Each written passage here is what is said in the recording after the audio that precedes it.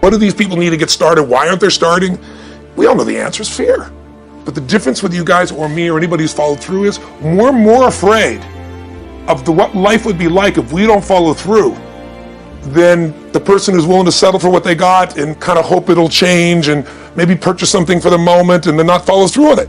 It's almost like people, overachievers, have a little more fear. They're a little more afraid of missing out. They're afraid of not being there, or they got a strong enough reason to follow through. So I'd say if you're looking at home, you want to give somebody some value, go, where do I start? I'm sick of this. That's a damn good place. Once you break through, then it just becomes a game. The people that are getting your products have not yet broken through in most cases. The breakthrough happens by conditioning your mind every day, by feeding it a role model or story.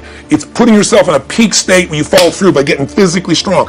It's creating a little ritual of doing a little bit each day, and then you get momentum. But the most important thing of all is what we started out with. Why? Why is it a must for you? It doesn't have to be you're against the wall, but it has to be something you're hungry for, because the only difference in people is hunger. And if you're not hungry, get around people that are hungry and something will hit you. So people can change their standard by getting around where it's better. People can change their standard by getting associated with what's true, like the bills they got to solve, the problems they got to do it.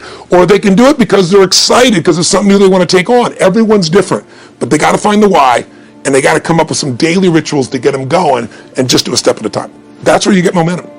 People that succeed, when an opportunity is there, they trust. They trust. If I'm going to thrive, this is here in my life for a purpose. Life isn't happening to me.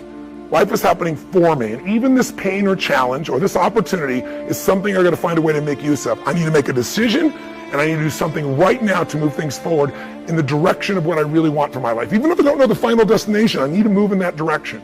I need to take some form of action. Most people, they have all these visions.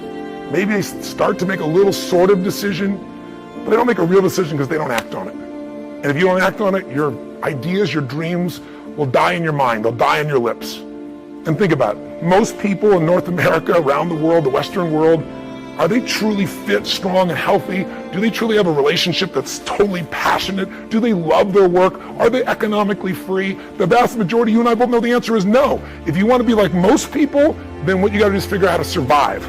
If you want to lead, you got to thrive. And you have that capability, and you're probably already doing it. I'm probably speaking to the choir to some extent. If you're still watching this right now, you've turned me off as a raging maniac who's on a rant, because that's what I am. I'm on a rant right now. A rant to call to your soul to say, no matter how great life is, take it to the next level. Find the way to thrive on the very things that stop other people in their tracks. Thrive on what produces fear inside you and in other people. Thrive on something that you envision that you have a higher purpose for. Thrive by being decisive. Thrive by taking massive action. And if the massive action doesn't work, if what you try doesn't work, just simply try something else. And if that doesn't work, try something else. If that doesn't work, try something else until you find what works.